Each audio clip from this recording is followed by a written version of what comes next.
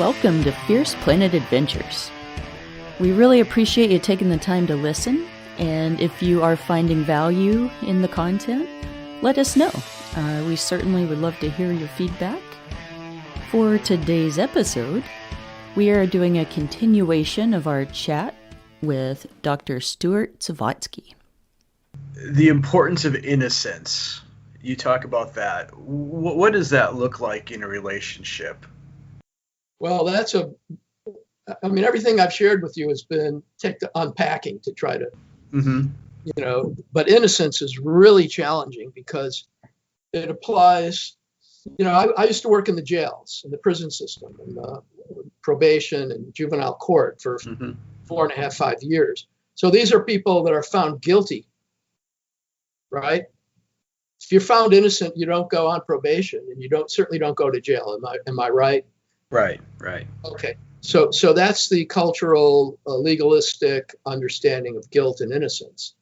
Is if the judge said, we find you innocent and you're going to be sentenced to jail for 2 years, then that judge is no longer on the judge, because it's insane. It's an insane use of the word innocence.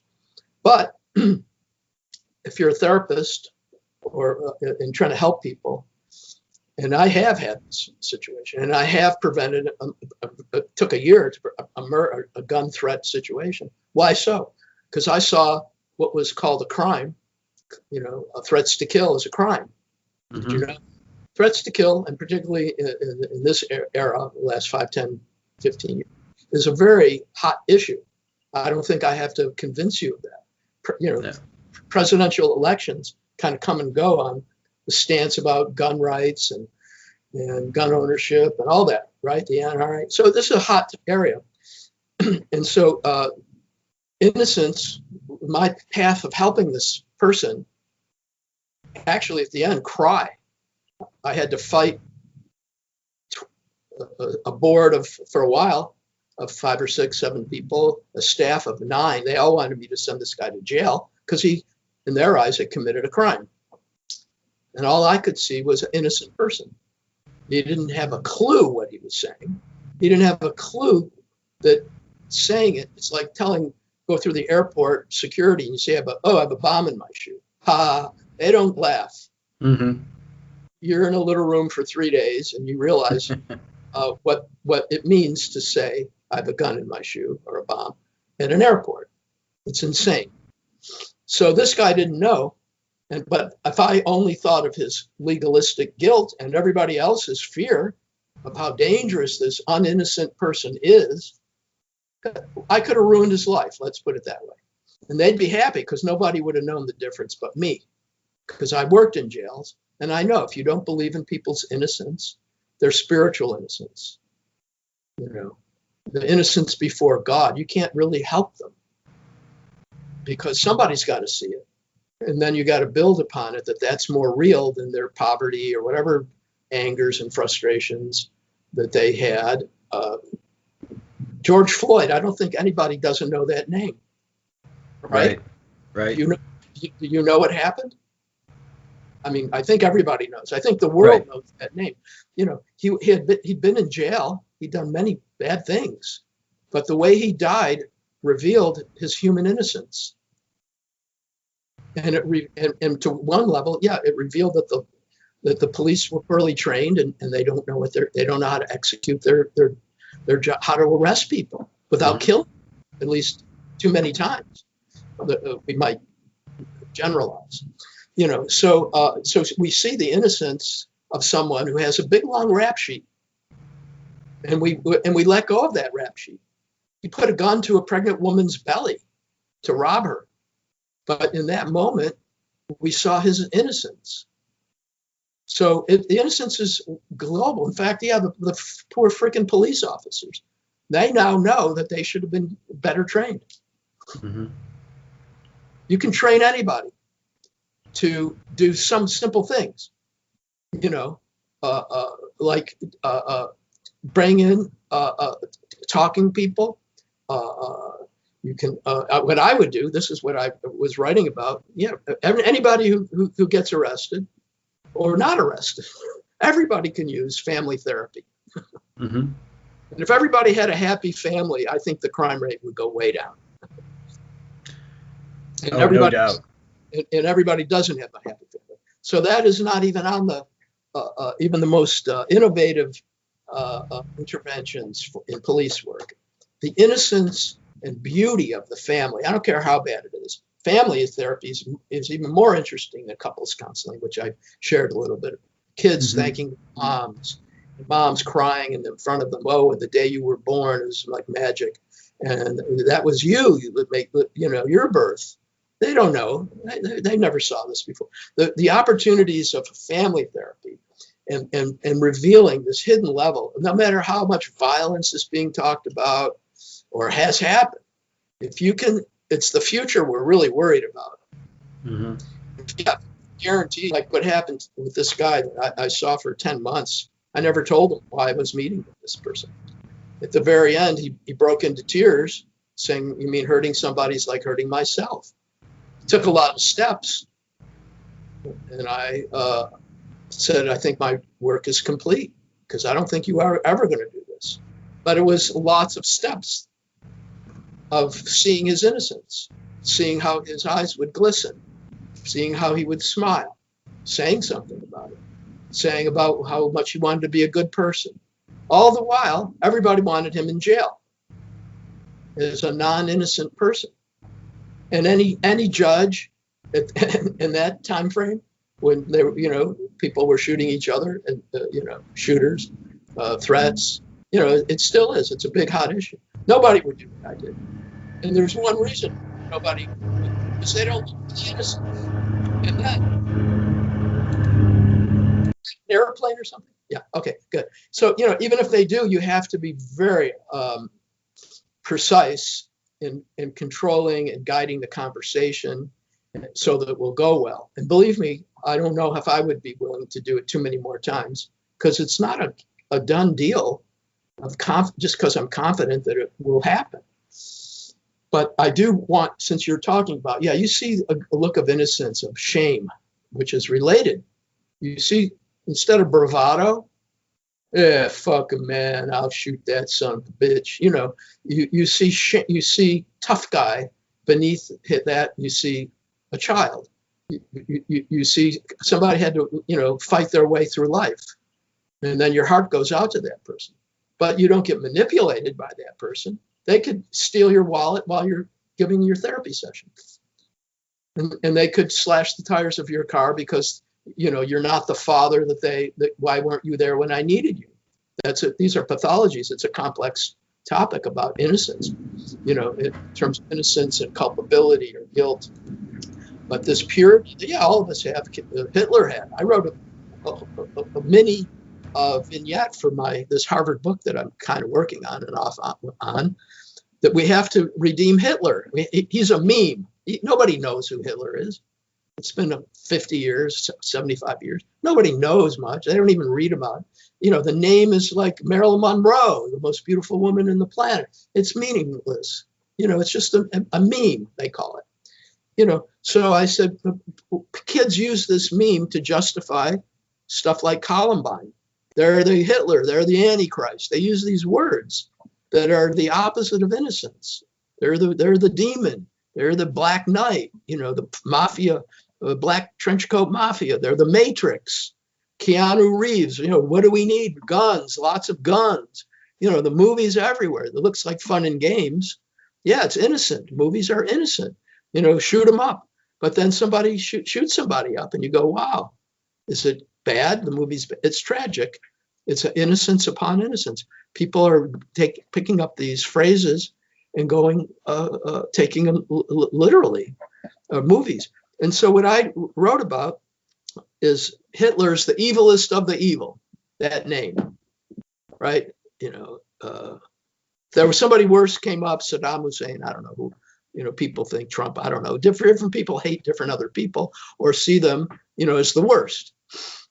And so Hitler, I thought, was, most people, great majority, would say, yeah, okay, yeah, even if you don't think so, the world you'd agree that name. So what I said, we have to complete Hitler's innocence.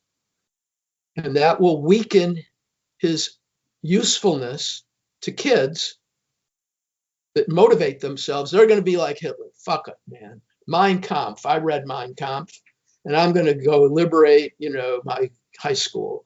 I'm going to show, whatever, Ubermensch. They don't know what they're even talking about, them, but they pick up these words and give themselves power. And it's innocent in a very weird way. That's what I was saying. Where do these things come from? Watching, everybody says too much violence, too much of this and that. It so makes you cry. How come kids are killing each other from the movies? And Hitler. So I did this one, and I'll take a minute or two and I'll tell it to you. It was a fantasy of Hitler in hell. Hell is the place where people go who don't have any innocence, right? Purgatory, you have some innocence. Heaven, you did good, and now you're rewarded for your good deeds. So Hitler's in the worst hell, obviously, because he's the worst. And so I had Stalin and all the generals, all the bad people, the killers, Lee Harvey Oswald, or whoever you want to, and they're all in hell, all the bad people. And they're suffering, they're burning in hell. And they hear way back in the cavern, way back in hell, a worse howling than any of them could ever imagine. And these are killers and, blood on their hands, all kinds of things. And they hear this and they can't believe it. They can't believe it. And so they make their way and they see Hitler. I don't know, it makes me cry. I don't know why. Because when you complete a redemption of the very worst, which I did most of my life in prisons. I'm not like the New Age therapists. I was in the prisons and in the flop house hotels where the homeless, mentally ill lived. It always makes me cry because that was what I thought we were supposed to do. Go where it was most needed. Not Northern California it's a good place, but there's not that many. Back then, I was the very first person ever to bring yoga and meditation into a prison, by the way. You get the only first federal grant to it. So, it always makes me cry when you are willing to help the people most in need, and criminals or mentally ill, all kinds of worst. That's what I was always including in my work. So going in makes me cry. So I think if they see Hitler and he's naked in hell, and he's tearing the skin off of his face. And he's howling because what is hell? Hell is waking up to what the heck you did that was so messed up while you were a human life. And I have seen it. I did a conference on prison yoga, the only conference ever on prison yoga. I held it in Institute for Noetic Sciences. And one guy came, he'd done 20 years for shooting somebody in a drug deal when he was a teenager. And he woke up in prison and got enlightenment and helped with it. If you know who Ram Dass, did you ever know Be Here Now, this book by Ram? So Ram Dass was a Harvard professor who made a lot of this ever happen, of spirituality and consciousness. So in any event, this guy got enlightened in prison, and it was not pretty. He was out now when I brought him to the conference with people from many countries that were doing meditation with inmates, because it's painful. It's I don't know if it's easier to act like you didn't do it or you've been framed, but when you just say I killed somebody, and he was a teenager, he didn't know what he was doing. He was 20 some years later. He was not happy, but he was committed 100%. Like some of the other people in prison yoga work that did time. They wake up and now you're in hell. And so Hitler's having this happen. He's waking up in hell. They see him. He's tearing the skin off of his face, and new skin comes. He was ripping it off. He's crying endlessly. And they all circle around him because they know the anguish of innocence that comes to you too late. And I thought in a detailed, 5-6 pages of what I just about Hitler, publishing it with Harvard, which would be the most powerful academic press I could hope for, that people would find everything I said, everything I told you was going to be in it, this book. But that is about innocence. if you pathologize, if you redeem the worst in a fantasy, not, I don't think for real, you could never get it to happen, but in a fantasy, you can make it up, it would take tremendous political backing, because the entire country of Israel would rebel, and Germany, lots of countries would have problems if this did get published, but it's worth it. And that's what I would be saying. It's worth it because kids are using this unredeemed demon. If you redeem him, he's not such a bad guy anymore. In fact, God is more powerful. The God of love, the God of shame, the God of guilt, the God of redemption to innocence. And now these kids, they don't want to be that kind of guy. They want to be trench coat mafia. They want to shoot bullets all around. They don't want. They know they've been deprived of one of their great, the Joker, the bad guy. They don't have. You've gotten rid of one more, the most important. So that's a little bit more of an answer to your question. Very powerful to see innocence. Okay. So could you explain, I guess, the difference between awe and fear as you write about it? It was about the chapter in Innocence with couples, possibility versus expectation, awe versus fear. Okay. Thank you. Yeah, it's an interesting question. And one part that should be included is we're now I think, if I can make big giant generalizations, we're in a world in which there doesn't have to even be danger for people to say they are afraid. I feel fear. And so the word for that is a clinical term called, in a very kind way, paranoia. Means feeling fear where there is no danger. We've done away with that distinction, number one, that if someone says, I feel afraid, in some schools called cognitive psychology, you say, take a look around. Is there anything actually dangerous? And what is it? And the person looks around and says, actually, there's nothing dangerous at all. And then you say, okay, so in this room, if you were to relate emotionally to being in this room now, how would you start feeling? Take a look, keep looking. And they eventually say, oh, I guess there was nothing to fear. That distinction is gone. People are allowed to say they feel fear, and that's the end of the conversation. There can be no danger. You do want to protect, and the political correctness went a very long ways with it. They have crying rooms, I think, or safe spaces. And it's on every college campus, I believe. It's a big movement on many campuses to have safe spaces. And so the question arises is, when you help someone resort to a safe space when there is no danger, that used to be called collusion or folie à deux. You colluding that there is danger and you need a safe space, in a way it keeps weakening people. Because one of the other aspects about fear and danger that I learned, because I was in dangerous situations.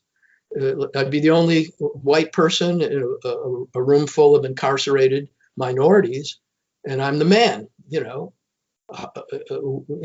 Guards get attacked. I don't know. I did many or emotionally dangerous things. Help somebody with suicide, and if I'm not successful, the family will all feel horrified. It's very scary, you could say. So I'm familiar with being in dangerous situations, many levels, risking, other people's millions of dollars to create a big green building project. That's very scary, but there's danger there. You could fail. So I became very aware that we were helping people become weak by allowing them to use the word fear when there was no danger, and going further and create safe spaces. And likewise, not teaching them, even if there is, what kind of danger could there be? And so And what remedies do we have? Well, that was my field: domestic violence, suicide, homicide, working in the prison, people who are dangerous, killers. How do you deal with them? Kind of already have shared with you, there are ways that some people in various fields of dealing with dangerous situations, they already know about. You can interview them. I think they'll have a lot to offer. And it would be relevant because people could learn how to not have to have a safe space. They could generate conversations of mutual understanding. But we don't have that. We have what they call, fractioned groups and identity groups, and they all are afraid of each other. And that's kind of cultivated. It's cultivated. And if it isn't being cultivated, there's ways you can say it's being cultivated. You have to have a very high level of observation to see the profound innocence in all these movements. But I'm not going to get into all that, but just enough to say, how fear itself is way overblown, and it's unjustifiably, the word is used chaotically. Now, awe is never used. You can find lists of emotion vocabularies for therapists, and very rare to find one with awe. Or you go into your therapist and say, I'm feeling awe. It wouldn't even come up. You think of reporting such a thing. So we're very beginning. So what is awe? Awe is a feeling of being in the presence of something more grand than you usually take it to be. Like you've seen babies, but now it's your own baby and it just got born out of you, and you call it awe. Maybe you feel fear during the delivery, and then it changes to like awe. The father and the mother and the siblings, whoever, they can't believe they've seen the creation of life. Okay, so it's definitely a bigger thing. Something bigger is happening and makes us feel awe. And there's no danger. In fact, it's a nourishing condition to feel awe. But they're very closely related. In the Old Testament, they'd say God-fearing. I'm a God-fearing man, What they kind of mean is I stand in awe of the Creator. Yeah, and so it's not the fear that is the kind of danger that you want to protect yourself from, like oncoming traffic or drinking and driving and, obvious dangers. Awe it starts to be helpful, but we have to map it out so people, husband and wives, can say, awesome. It's slang.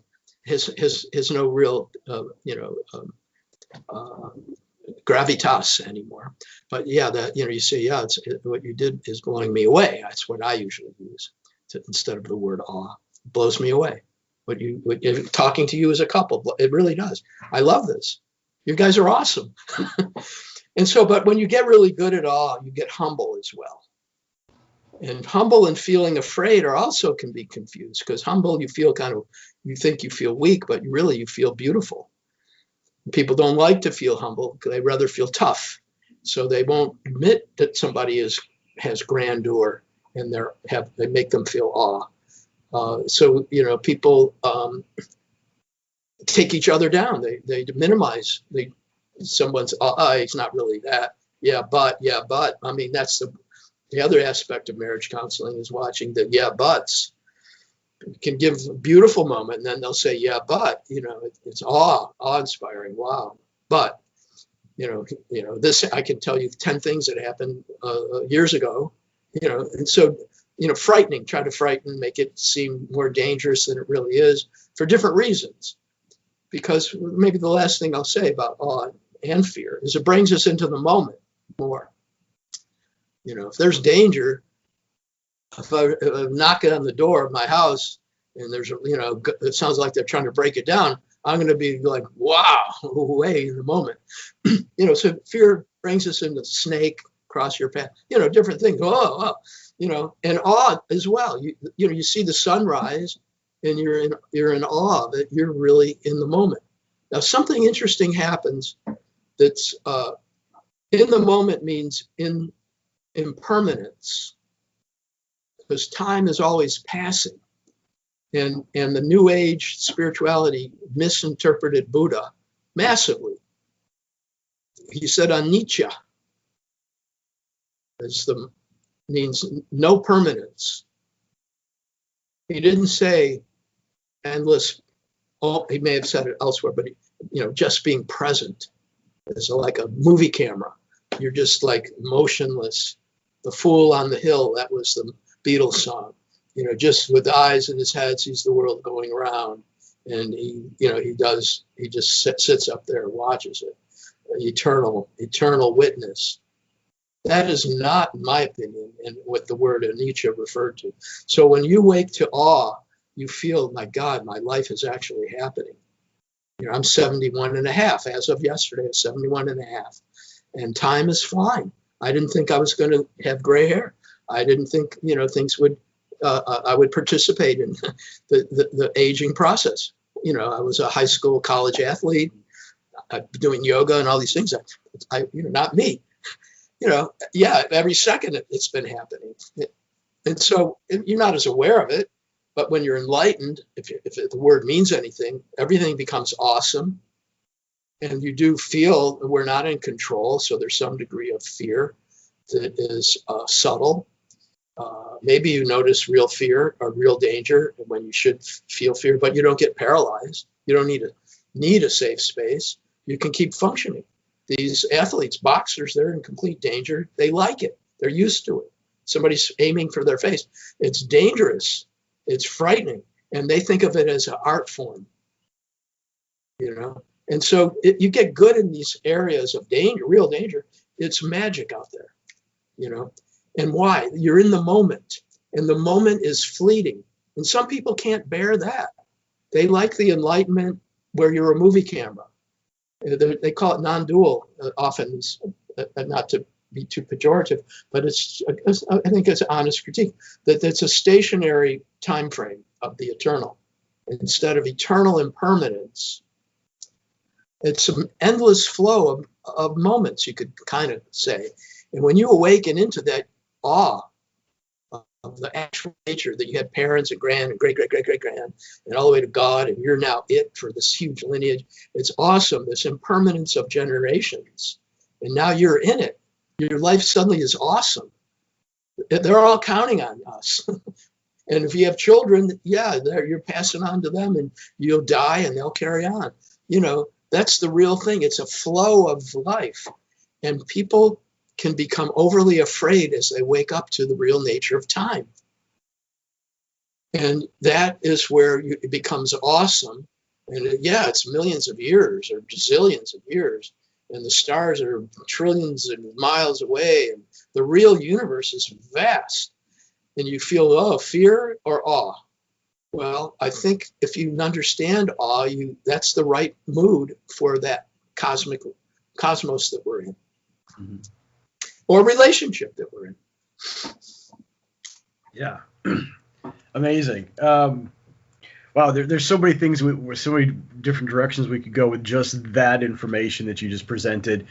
We could talk for hours here, but I think we're bumping up against an hour and a half, and I don't want to take up your whole morning.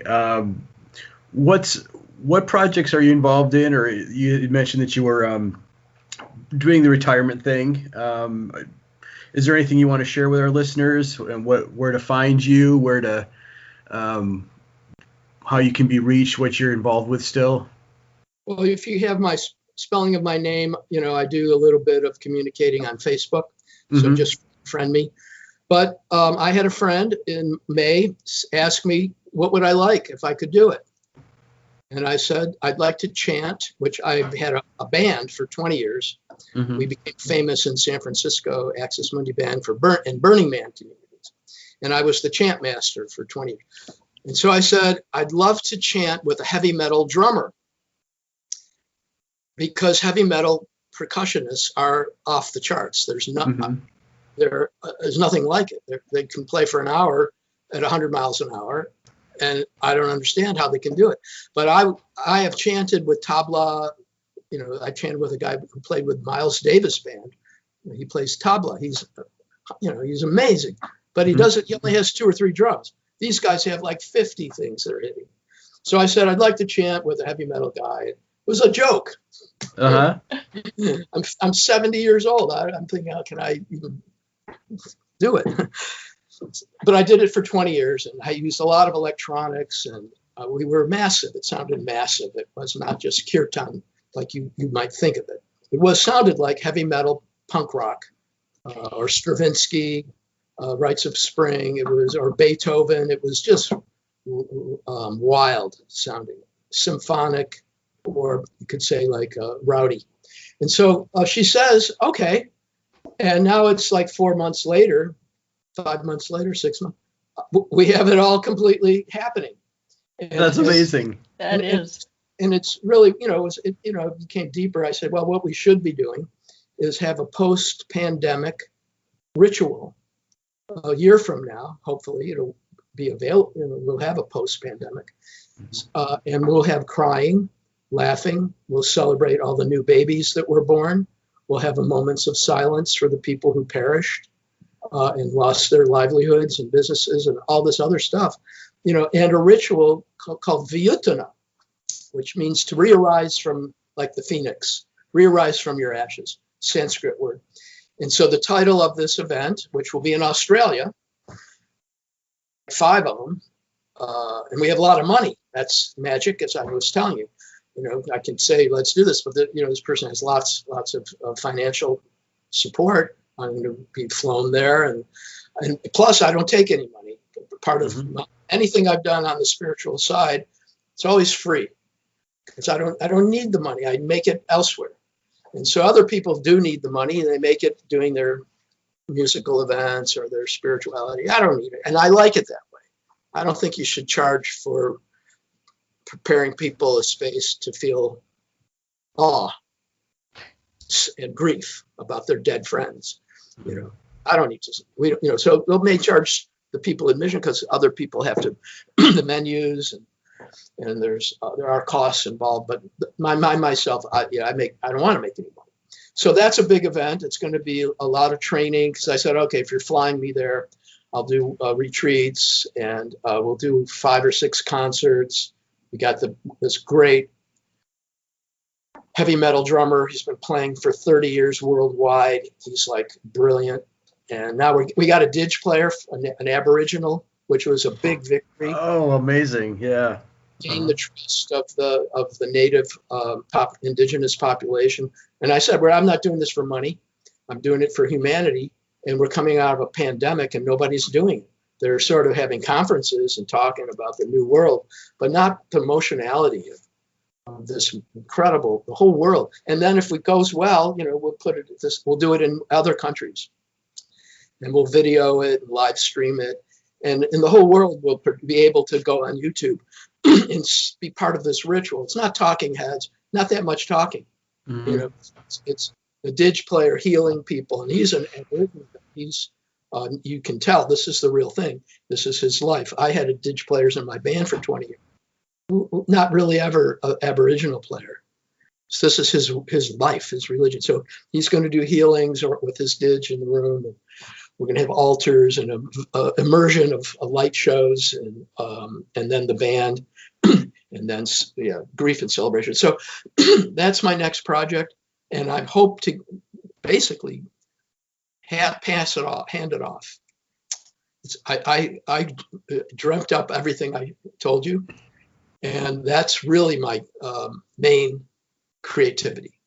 I don't have to be the chant master. I have other people now for sure joining us, and I will do some. But I'm 71. I'll be 72.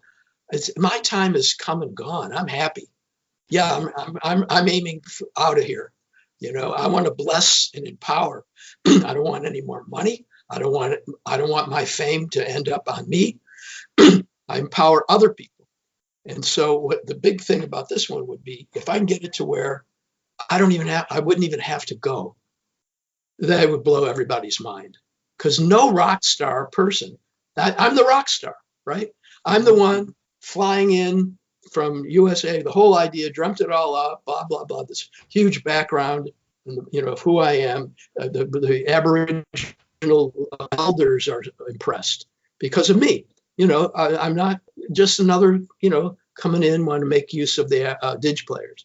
They get it. They get it. They don't need to mess around. But they love it because I'm not like the others that would want their $10,000 check, or they are a rock star and they like that kind of thing. Mm-hmm. So the best thing I would be able to do with is pass it on and let 20 to 50-year-olds, they're going to be doing the next 10, 20, 30 years of I'll be gone. That's intelligence on my part. That this, hopefully, I don't know, will be the last thing I do. I don't know. I think it sounds amazing. I want people to do it. I want you guys, I don't know your exact age, but, that's what gurus should do as well. Gurus missed the really good ones that I followed for the longest. They didn't talk about their enlightenment. If they did, they were crying because they couldn't believe it. They were talking about how beautiful the audience was. I'd never seen the other way. It's 99% the other version. Mm-hmm. They get old, they're gurus, everybody's looking up, and they're talking about the non-dual state and all these things. The ones that really blew me away, they're looking out at you like you're their grandchild, and they don't even know you because they are enlightened. You don't have to be. We're a family. We're all one. And they talk about how beautiful you are. I learned that, and it pushed aside. If you are going to become famous, this is what you do with it. But nobody does. I was looking for it. At the beginning of a talk, I want to thank these people. But I gave talks where that's the whole talk. Mm-hmm. I give keynotes. I gave a keynote about this murder that I thwarted in Milan, Italy, about a year and a half ago. And I went around the whole room and thanked all the people. Some I knew. I told them how beautiful they are as human beings, how I've been in their homes. I know their wives, their kids. They've been in my home. I used it to talk about intimacy of we're all the same, and you guys are amazing. And I like that. I thought it was a good use. They flew me. They paid my way. They made me the keynoter. And I said, that's what I'm going to do. Just the thank you for inviting me. It's not going to end. Yeah, nice. It's about the gratitude of life and the empowering of others. Wonderful. Well, I'm looking forward to seeing that. Hopefully we'll be able to pick it up next year when the world opens back up. Let's hope. On that note, looking forward to live music again when we can go actually see bands. So yeah, Stuart, thank you so much for joining us today.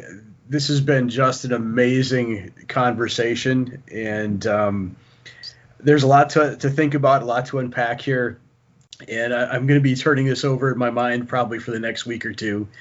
So thank you again. I appreciate you joining us. My pleasure, and I'm always here. If you do want to do more, or you think, because it would be interesting to share more with people. Yeah. So my side is open too. Wonderful. We'll definitely keep that in mind, and I'm sure we'll be reaching out in the future here, because this is actually information, topics, and then there's so many topics here that we can go dive into that we could probably do 20 different episodes with you, and we still wouldn't be scratching the surface. So yeah, thank you again. With that, enjoy your Thursday. We're probably about 2 weeks out on publishing this, but we'll tag you on Facebook when we do, and we'll definitely keep an eye on. I know we're connected on Facebook, so we'll watch out for that the Australian tour, and we'll see how that goes. Very exciting stuff. Be well, and we'll chat with you later. Take good care, you guys. Take good care. Thanks for joining us. If you'd like to learn more about Dr. Sovatsky, check out the show notes for links and a little more information about his works. And don't forget to like, subscribe, and stay tuned for new and upcoming episodes. Live fiercely.